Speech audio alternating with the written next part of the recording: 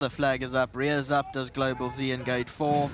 They sent on their way now, and they got away to a good enough break with PALANCAR dropping off with Pilgrim. Stand Up has rushed off to the lead. Magnus the Good is in the orange colours in the centre and going up there too. Night in Japan races in the white sleeves and cap in third position. PALANCAR getting up to fourth now, just 3 lengths off the leader with along the inside of that Stalagmite.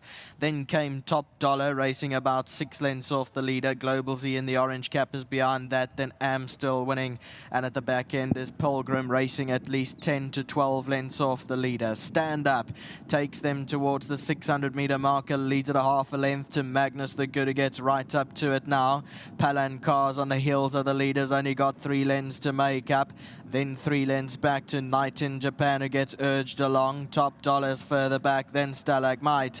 Homeward bound, Stand Up. Here's PALANCAR in the centre, moving in well. On the outside is Magnus the Good, also in with a chance. Then came Night in Japan, but PALANCAR travelled extremely well with 200 to go from Stand Up in second. Then came Magnus the Good, but PALANCAR's home and hosed a hands and heels right here, goes on to win it by 3. Stand Up second, just ahead of Am still winning, who ran on. Then came Magnus the Good.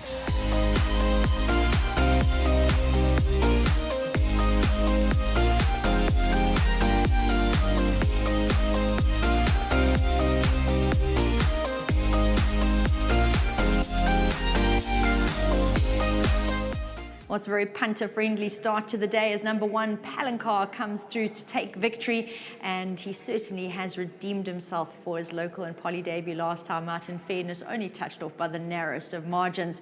I know Frank next to me is really happy because Frank is the caregiver to PALANCAR, and as a result he gets the winning groom 1,500 Rand initiative from World Sports Betting. And Frank, well done, your horse looked outstanding.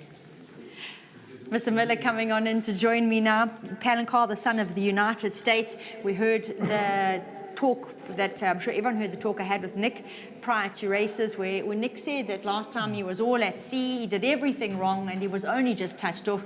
Blinkers went on to help his concentration today, and it was spot on. Yeah, we always had a plan I had to get the blinkers back on after his first run he had, because he got to the horses the last time out, and then he didn't want to pass them, you know. So the blinkers made a hell of a difference in the work as well, and that's we're happy with it. And Marco had a very good race again today. Thank you to Marco. Yeah. And I must say thank you to Jaap van der Vendel as well. You know, Jaap, he's very happy with the win, and he's given me a couple of horses which I like very much. The last horse he had with me was False Power, and I think he had won him 11 races. Wow. So let's hope we can carry on with this as well. But thank you to Jaap. And I must also say thank you to Hollywood, to Anthony, Devon, and to Owen. Thank you very much for your support as well. Now, having a look at him in the parade ring, is he that relaxed at work? Because my gosh, he was half asleep in the parade ring. Yeah, it's a lot like my assistant, you know. He's like that, you know. And but he's very easy to work with. Yes. Yeah, he looks like a gentleman. Both of them very easy to work with. Nick's not a gentleman, though. Oh, no. Look, he's actually Patrick Swayze, not a gentleman. Yeah. But I must say thanks to Nick as well. He looks after the horses well. Now I'm not here, and thank you for that as well. Mr. Miller, going forward, you've got a good couple of horses with chances, and maybe you can touch on them for us. I let Nick touch on those. And Nick is going to get bad luck. It's bad luck for Mr. Miller to chat about them. It's good luck for Nick, so Nick's going to come in and join me. They've started the day off really well, but they've got a chance at really carrying on. And Nick, in the next, you step out a horse which is new to the yard, and that's White Waters.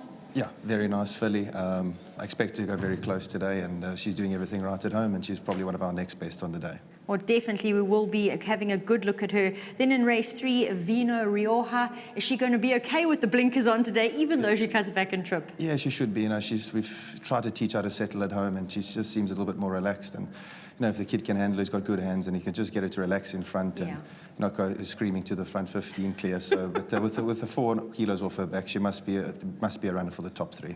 War Launch in a very open-looking race 7. I think he's still 6 to 1. Like I said with you, he's still very much overpriced. He's a big runner there, and everything's gone perfectly and swimmingly with him, so he's a definite runner.